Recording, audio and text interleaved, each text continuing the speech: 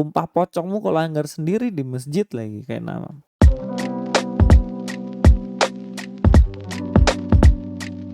Ya, hari ini kita akan bahas lagi soal Kainama yang mana dia melanggar sumpah pocongnya cuy. Udah sumpah pocong dilanggar lagi sama Kainama. Ya, namanya orang itu ya kalau nafasnya setiap helai hembusan nafasnya itu adalah kebohongan, udah susah lagi mau rubah kebohongan itu karena ya dia kelingkingnya gerak dikit aja udah nipu gitu loh. Ya kan apalagi dia bersin, nipu, nipu, bohong. Kayak nama. Ya, di video ini kita akan lihat di mana dia mengatakan bahwa dia tidak akan pernah lagi memakai latar belakangnya untuk mengajar seseorang, memanfaatkan latar belakangnya untuk melakukan sesuatu dan dia juga mengatakan tidak hanya latar belakang sih, dia kan juga mengakui bahwa dia tidak pernah sekolah dan dia sudah berjanji tidak akan mengatakan bahwa dia pernah sekolah lagi, ya kan? Itu janjinya, tapi yang namanya di tangannya Kainama, janji itu nggak bisa dipegang omongannya cuy. Kita dengar dulu janji manisnya Kainama ya, ini janji manisnya nih. Sehingga mereka bilang Kainama ini akan dilaporkan atas dasar transmisi atau penyebaran berita bohong bahwa Kainama pernah sekolah. Yang mana masalah ini telah diselesaikan di kantor hukum Brawijaya 9 nomor 3B. Itu pernyataan bahwa saya tidak akan lagi menyebutkan ini dan saya tidak pernah sekolah. Itu pernyataan bahwa ya, pernyataannya jelas ya. Dia mengatakan bahwa dia tidak pernah sekolah. Itu sudah disampaikan di tanggal 18 tahun 2018 ya, tanggal cantik kali. Ya, dia ambil supaya ingat-ingat supaya nggak suka lupa dia. Makanya dia nipunya pakai tanggal cantik. Ya, ini video ini kalau kita lihat di sini videonya itu April ya. Di bulan April. April ya, bulan April. Tidak tahu lagi mau patahkan 2023 ini. Jadi kemarin videonya ini saya sudah bahas juga.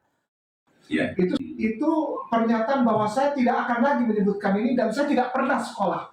Itu sudah ditandatangani di atas meterai dan di kantor hukum juga di Brawijaya tahun 2018. Intinya sampai situ Kainama sudah sumpah pocong ya Ci. Dia sudah mengatakan bahwa dia tidak pernah sekolah dan dia tidak akan pakai itu, jelas lah. Jelas dia nggak akan pakai. Karena dia memang nggak sekolah. Tapi yang jadi persoalan, dia tipu lagi ibu-ibu itu dan dia melanggar sumpah pocongnya. Ibu-ibu tanya, ada orang bilang Anda nggak sekolah, tapi bagaimana? Nah itu video diupload setelah pengakuannya yang tadi bahwa dia tidak akan pakai lagi, itu di Desember. Kalau tadi teman-teman lihat dia posisinya di mana? Di April kan? Nah ini nih April kan? April kan?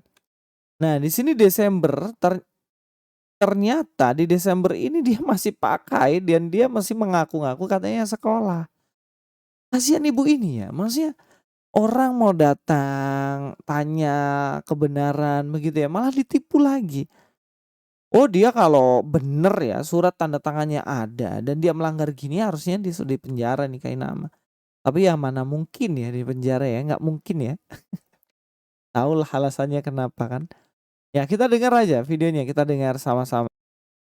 Supaya kadang-kadang saya ini kan banyak yang nanya Ustadz Kainama itu apa kan pernah ada saya mesti nge-share yang Ustadz di Yerusalem itu sama Ustadz Ipung. Saya sering nge-share grup itu bahwa siapa Ustadz Kainama.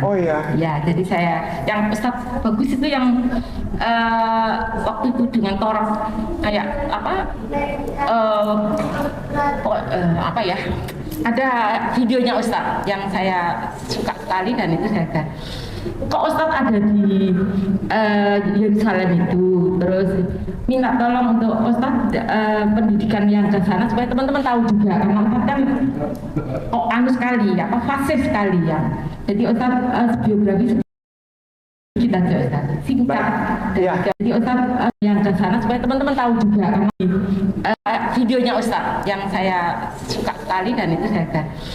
kok Ustadz ada di Yerusalem itu, terus minta tolong untuk Ustadz pendidikan yang ke sana supaya teman-teman tahu juga, karena Ustadz kan kok anu sekali, apa fasih sekali ya. Jadi Ya, di situ kan 9 Desember 2023 ya. Kalau yang tadi itu April 2023 juga nih kayaknya sini. Dan saya tidak pernah Iya. sekolah. Cuman Itu ya sudah tetep ya. di hadapan Ini ada kepolisian angkatan darat dan juga dari Dewan Gereja. Cakep tuh tanggalnya, 18 April tahun 2018. Saya menandatangani suatu surat yang ditulis tangan dan di atas meterai di kantor lembaga hukum di hadapan ada kepolisian angkatan darat dan juga dari Dewan Gereja, perwakilan Dewan Gereja di kantor lembaga hukum di Jakarta Selatan, Jalan Brawijaya 9 nomor 3B. Ustadz Ipung pernah ke sana. Di situ saya menyatakan bahwa saya tidak akan lagi menyakiti hati saudara Kristen dan para pendeta senior dengan mengatakan bahwa saya dibayari oleh gereja untuk sekolah. Ini hanya menjawab saja. Begini, saya tidak butuh pengakuan itu bahwa saya mantan pendeta, saya nggak butuh. Saya hanya menyampaikan kebenaran Al-Quranul Karim. Begini, saya dibayar oleh salah satu lembaga gereja di Bogor untuk belajar teologi di Jakarta Pusat, waktu itu di Menteng. Nama jalannya Jalan Proklamasi. Saya tidak bisa sebutkan lembaga kampusnya. Itu adalah kampus teologi tertua di Indonesia. Di Jalan Proklamasi Jakarta Pusat, Menteng. Selesai dari situ. Nah, di sini mode nipunya keluar lagi ya cuy ya. Dia tadi bilang bahwa surat itu bunyinya adalah dia tidak akan lagi menyakiti hati saudara-saudara Kristen dengan cara mengaku bahwa dia pernah dibiayai sekolah. Nipu gak sih? Nipu. Kalian kalau perhatikan percakapan sebelumnya, dia mengatakan bahwa dia mengaku bahwa dia tidak pernah sekolah. Ini dua hal yang berbeda, tapi kebiasaannya nipu ya. Istilahnya dia buang angin aja tulisannya udah nipu gitu loh. Nah, itu pun pertama dia bilang dia tidak pernah sekolah. Kedua, dia mengatakan isi suratnya adalah dia tidak akan bicara lagi bahwa dia pernah dibiayai. Ini dua hal yang berbeda dan dia nipu di situ. Tujuannya apa? Tujuannya dia tidak mau mengakui bahwa dia itu sebenarnya bohong tentang latar belakangnya. Tapi dia masih ingin tetap mengakui bahwa dia itu disekolahkan. Padahal surat itu udah ada mengatakan bahwa Kain namanya tidak pernah dibiayai. Teman-temannya yang sudah diwawancari Andre Tunggal mengatakan bahwa dia ini tidak pernah dibiayai sama gereja itu, GPIB itu. Jadi memang dasarnya penipu Kain nama ini. Jadi kita akan lihat lagi ya videonya. Tidak butuh pengakuan itu bahwa saya mantan pendeta, saya nggak butuh. Saya hanya menyampaikan kebenaran Al-Quranul Karim. Begini, saya dibayar oleh salah satu lembaga gereja di Bogor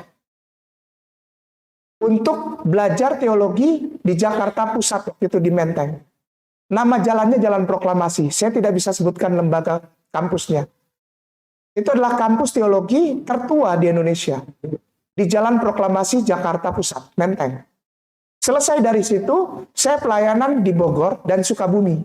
Namanya Wilayah Kerja Sinodal Jawa Barat 2. Sebagai pelayan firman. Saya tidak mau bilang pendeta, karena nanti asumsi orang jadi lain-lain. Saya melayani firman. Saya jadi pelayan firman di wilayah Jawa Barat 2. Sinodal Jawa Barat 2. Lihat kan, dia masih nipu lagi dan dia mengatakan bahwa dibiayai di sekolah tertua di Jakarta, di Menteng. Tadi janji katanya bukan janji, dia mengaku bahwa dia tidak sekolah. Sekarang dia ngaku lagi katanya dibiayai di sekolah tertua di Indonesia di Menteng.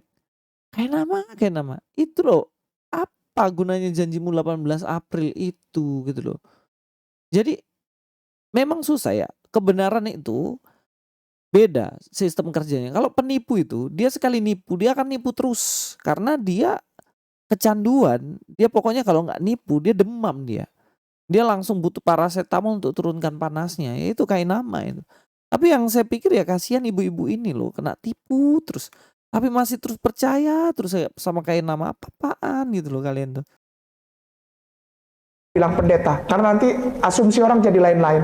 Saya melayani firman, saya jadi pelayan firman di wilayah Jawa Barat 2, Sinodal Jawa Barat 2, yang meliputi daerah Bogor, Sukabumi, Cianjur, sampai ke perbatasan Sukabumi dengan wilayah hutan lindung di namanya Ujung Genteng. Jadi dari Pelabuhan Ratu masih ke kiri lagi masih sekitar 20 kiloan di situ. Nah, pelayanan kedua ini selesai, lalu saya diberangkatkan ke negeri Belanda, tepatnya di kota Leiden, untuk menimba ilmu khusus liturgia teologikal, liturgi. Saya tidur di nama tempat kayak ada flat-flat gitu. Kurang lebih 15 menit dari kampus Leiden. Di sana, pulang dari sana saya kembali pelayanan di Bogor, tapi juga dilibatkan di Jakarta. Ini mungkin nanti bisa ini hanya untuk aja, ya. Ya baik. Dari Jakarta selesai itu S1-nya. S2-nya liturgia di negeri Belanda di Leiden. Pulang sini pelayanan, berangkat lagi pertama untuk persiapan pelajaran di kota Haifa. Itu 144 sampai 146 kilo dari Yerusalem. Dan 148 kilo sampai 152 kilo dari Tel Aviv. Itu di Palestina, di Israel. Nah, pulang ke sini sebentar lalu berangkat lagi perjalanan kedua ke sana. Nah, itu baru saya belajar. Pulang dari sana 26 Agustus tahun 2009, tiba di Cengkareng 26 Agustus tahun 2009, saya langsung naik taksi ke Masjid Agung Sunda Kelapa dan bersyahadat. Demikian saja. Panipu. Bener-bener apa ya namanya? Nggak tahu malu dia. Dia sudah bilang yang tadi ya, saya ulang-ulang terus ini. 2018 sudah bilang dia tidak sekolah. Ditanyain ibu-ibu, kemudian tanyain bener gak sih? Dia ngakuin lagi, katanya dia disekolahkan di STT Jakarta, dia ke Leiden lagi, ke Israel lagi. Apa kamu ini loh? Aduh, kasihan ibu-ibu ini loh. Aku yang kasihan ya. Tumpah pocongmu kalau langgar sendiri di masjid lagi kayak nama. Parah loh. Parah. Oke deh, itu aja dari saya.